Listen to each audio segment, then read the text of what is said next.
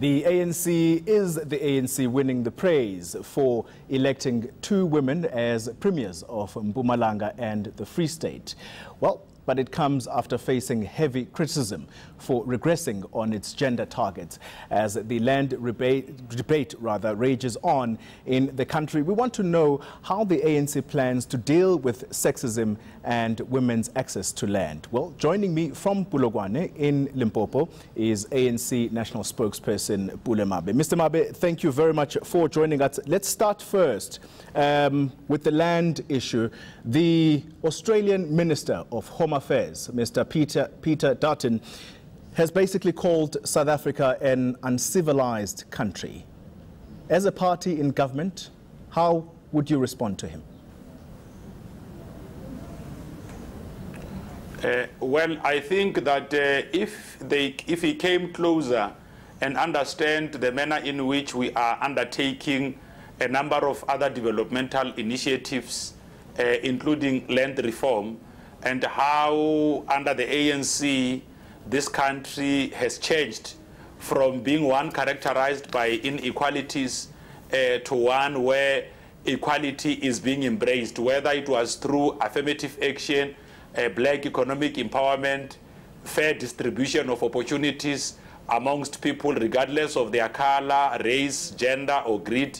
All of these things have been done to make sure that we create a country that all of our people could become proud of.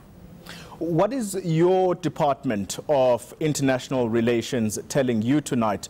We understand that there may have been communication between South African authorities and, of course, their counterparts in Australia to find out really whether this is indeed the official line from the Australian government. Where things are at this stage, Koli, they are doing their best to try and establish the necessary facts so that when we place our stand on record as it relates to the matter in question, we are also fairly briefed on whether this is indeed a formal position of the Australian government. As things stand, Mr. Mabe, government has been saying all along since this debate started that it is going to manage the land question with care and diligence. Thus far, it does appear, though, that there are elements that are intent on ensuring that there is discord.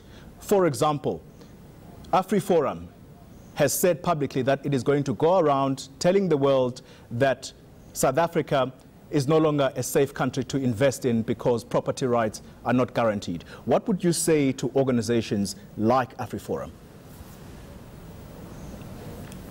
Well, I think that organizations like the AfriForum and many other doubting Thomases have got a fair opportunity to engage with the African National Congress. Yesterday, during our press briefing, speaking on behalf of the National Working Committee and the broader African National Congress, our Secretary General Ace Magashule did indicate that the program on expropriation of land without compensation is one that is going to be carried forward with great responsibility.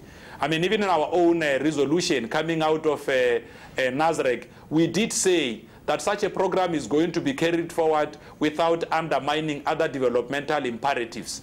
Kole, you will be pleased to know that the last National Working Committee meeting of the ANC that set this week did agree on a committee that is going to be looking carefully into this issue of land reform under our subcommittee on economic transformation. Of course, these are things that the next coming sitting of the National Executive Committee will concern itself on and make sure that it has got a fair position. What the ANC is going to be doing going forward is to make sure that it communicates its message on the expropriation of land without compensation and without undermining all other developmental imperatives in a manner that all of South Africa's people have got a fair and just understanding on what we mean, because they are those who are hell-bent on making sure that this program does not really succeed. And part of the reason is because this program is being undertaken with one important value, which is the restoration of the pride of our own people who were dispossessed of their own land. Actually, when President Ramaphosa spoke about this during the State of the Nation's address, he did refer to it as the original sin. Now, we are doing everything else to make sure that the things that we've been yes. Mr. Mabe, could I just come in there for a sec? You're saying that the land issue, the expropriation of land without compensation, is going to be handled with great care. But there are land grabs on the go, unfortunately, because there are people who are out and about saying that they're tired of waiting. In fact, they are saying that you use this land issue every time it gets closer to the elections. And we have those reports tonight as I speak to you. What do you say to people who simply don't believe you, who say that you're actually using this as a campaigning tool?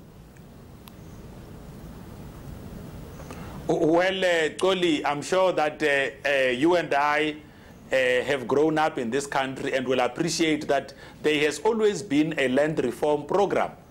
You know, and the land reform program has been undertaken. There's even a dedicated department of rural development and land reform.